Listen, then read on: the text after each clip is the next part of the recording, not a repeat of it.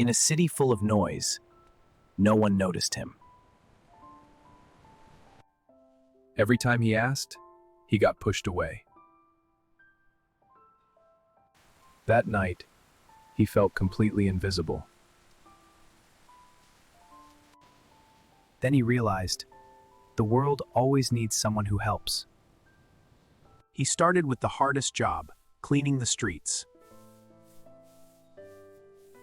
For the first time, he earned money with his own paws.